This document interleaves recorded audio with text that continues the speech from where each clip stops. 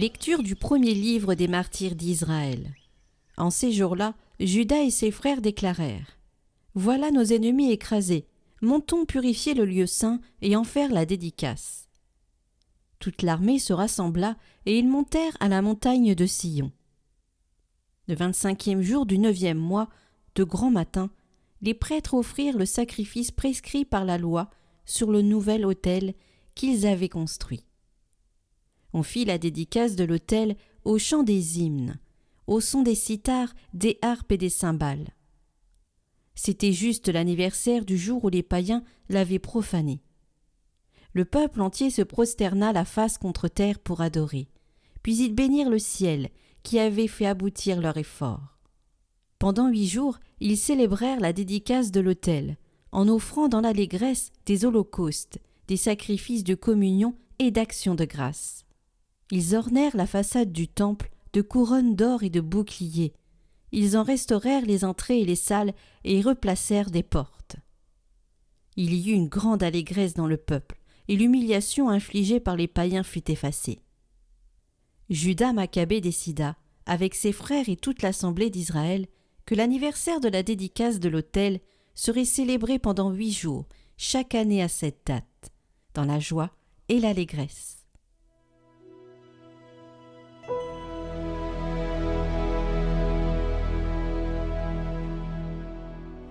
Nous voici pour célébrer l'éclat de ton nom, Seigneur.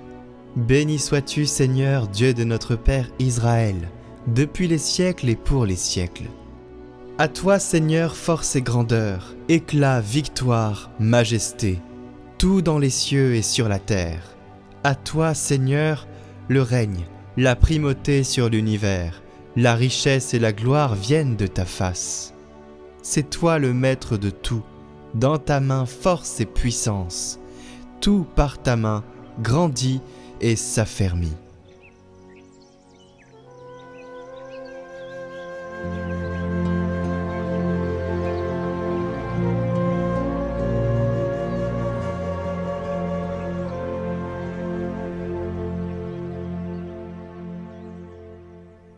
Évangile de Jésus-Christ selon saint Luc.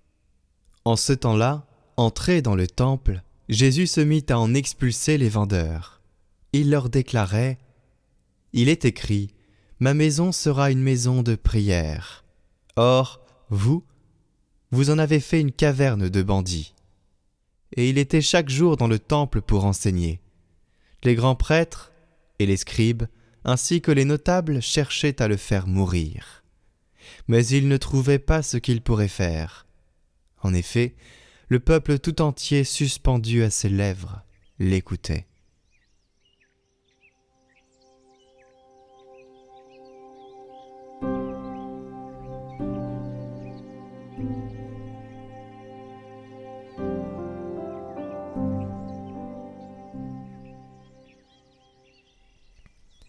Commentaire de sainte Catherine de Sienne. Le mystère de la persécution purifie l'Église. Dieu m'a révélé plus particulièrement ses secrets et m'a fait connaître des choses admirables.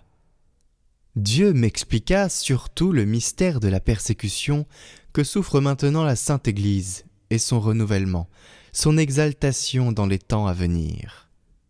Pour me faire comprendre que les circonstances où se trouve maintenant l'Église sont permises pour lui rendre sa splendeur, la vérité suprême me citait 2 paroles qui sont dans le Saint Évangile. Il est nécessaire que le scandale arrive dans le monde. Puis notre Seigneur ajoutait : mais malheur à celui par qui vient le scandale. Comme s'il disait : je permets ce temps de persécution pour arracher les épines dont mon épouse est tout entourée. Mais je ne permets pas les pensées coupables des hommes. Sais-tu ce que je fais ? Je fais comme j'ai fait quand j'étais dans le monde.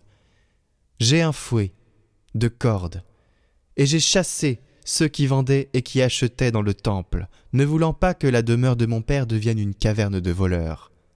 Je te dis que je fais maintenant de même. Je fais un fouet des créatures, et avec ce fouet, je chasse les marchands impurs cupides, avares et enflés d'orgueil, qui vendent et achètent les dons du Saint-Esprit. Et en effet, avec le fouet de la persécution des créatures, notre Seigneur les chassait et les arrachait par la force de la tribulation à leur vie honteuse et déréglée. Du mal que font les mauvais chrétiens, en persécutant l'épouse du Christ, doit naître l'honneur, la lumière, le parfum des vertus pour cette épouse. Et cela était si doux qu'il semblait qu'il n'y avait aucune comparaison entre l'offense et la bonté infinie que Dieu témoignait à son épouse. Alors je me réjouissais, je tressaillais d'allégresse et je voyais si clairement ce temps à venir qu'il me semblait le posséder, le goûter. Il y avait là des mystères si grands que la langue est incapable de les dire, le cœur de les comprendre et l'œil de les voir.